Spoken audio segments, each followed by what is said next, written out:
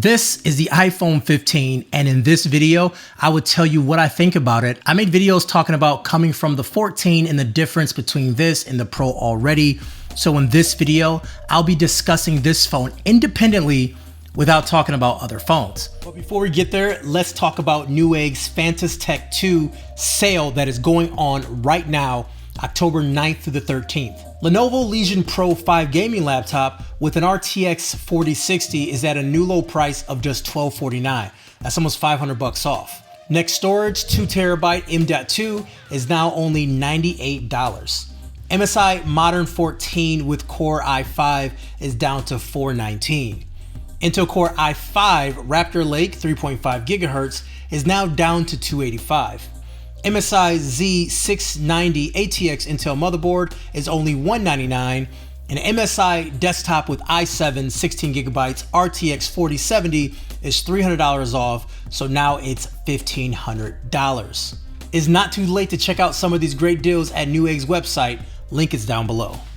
Now the 15 comes in a regular 6.1 inch device and also a 6.7 inch device. Between those two phones outside the size, there isn't much difference. However, if battery life is a concern, then the Plus will net you better battery life, but we'll talk about that a little bit later in the video. Now the 15 comes in 5 different colors. You have blue, you have pink, you have yellow, you have green, and black. On the surface, this phone does look like all the other iPhones, but there is one big difference that comes into play for me, and that's that dynamic island. It's this little pill-shaped thing at the top of the screen that conforms and gives you information without having to go into the app. What I love about it is like when I'm waiting for an Uber ride, I can always see how far the car is. Or if I'm using an app like Flighty, I know exactly when it's going to take off, the gate number, without going into the app. To me, the dynamic island is one of the most valuable features of the iPhone, and it continues to get better as time goes on. A lot of people don't feel that, but that is how I feel personally. The phone also has taken on a new shape for the edges. It's no longer blocky, but there are now contoured edges, which makes it easier to hold day to day. I find the 6.1 to be a very nice size for most people, and it makes it close to being a one-handed device. I did find using it for daily activities, this is a great size for me, but when coming to consuming media or creating content, I always felt that I need a bigger screen. And that's where the Plus comes into play. The Plus also has the contoured edges, and it's also comfortable, but it's definitely a two-handed phone. I truly think that this is a great screen. It's not high-end by any means anymore, but it gets plenty bright in daylight. The colors look great when watching content, and the black levels looks really good too. And the speakers are very good too, so I can easily watch a movie on here and have a cinema-like experience without major complaints, and I'm sort of a snob when it comes to displays and audio. But there is a major drawback, and depending on who you are, that determines how big of a deal it is. So this phone doesn't have a high refresh display, it's only 60 Hz. So scrolling and some gaming won't be as smooth as other phones at this price point, but that is a feature that many people won't notice it's missing. I've done demos in front of people between 120 and 60, and some people can't tell the difference. But for a phone this expensive, I would have loved to see a high refresh rate as cheaper phones do it, but that is what we currently have. Is that enough to turn me away from using the phone? No, but the phone doesn't feel as smooth and as fluid as I would personally want it to feel. Now moving to the bottom of the display, we have the bottom firing speakers. And as I said before, I think they sound really great.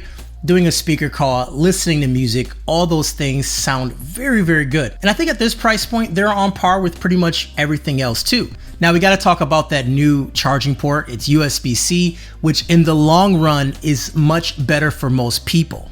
As people debate who's better, LeBron or Jordan, I debate if USB-C is better for most people. Just recently, I was on a golf trip with a lot of people that had iPhones, and we were talking about the new iPhone and the USB-C port, and most people weren't happy. But for me as a tech person, I'm super excited. 1, it's a cheaper cable that is easily accessible. 2, you no longer need to carry an iPhone cord.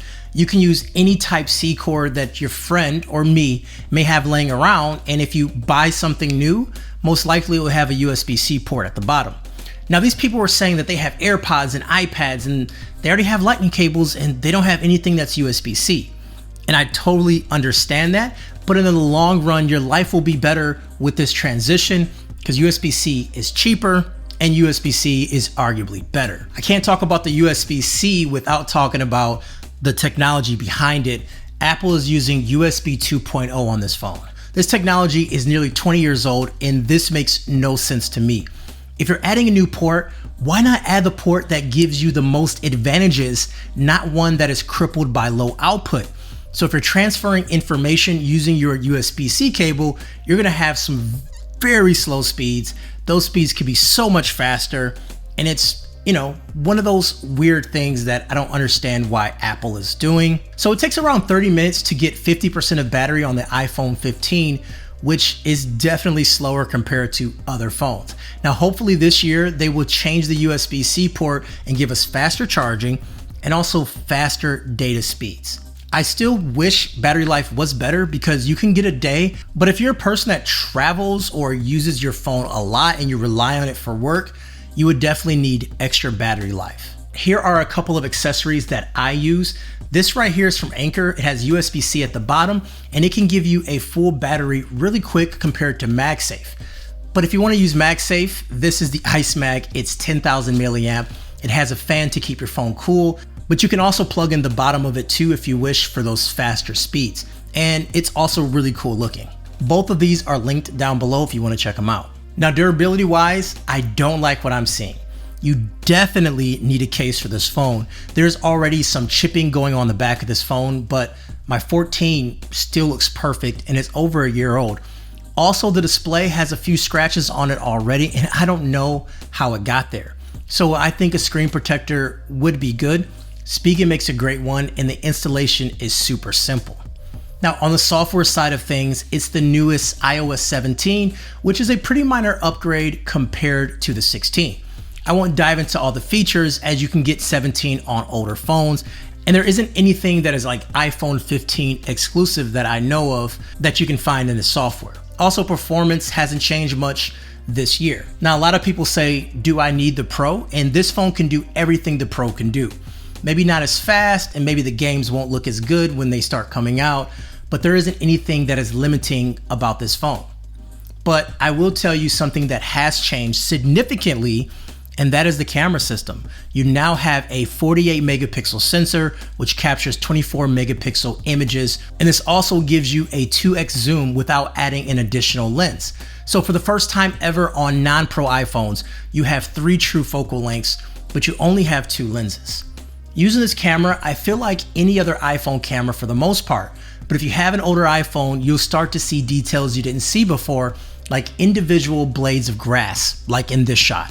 A few years ago, this would have been a block of grass, but now with the bigger sensor, you can make out each blade of grass. Portrait mode is also smarter, so now a picture of a person with longer hair, you can make out each strand of hair for the most part. Everything on the camera has just gotten better, and also video mode is very solid, giving you some of the easiest footage to shoot on any cell phone.